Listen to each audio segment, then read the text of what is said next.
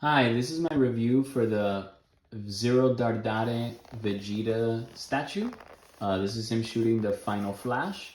So I really like this statue. It's very detailed. It's a little dusty, I apologize, but it's great. Has the little clouds here where he's, where the wind is like blowing behind him. That's how it looks like in the back.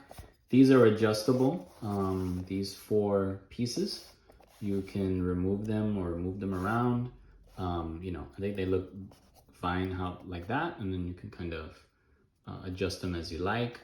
That's how his face looks there.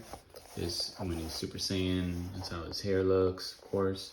He has his Saiyan outfit on, and then you have the clouds there and the boots on the bottom. So yeah, again, I apologize for the dust, but wanted to show off this very cool statue that I own, so I love it. And yeah, hope you check it out and hope the review is helpful.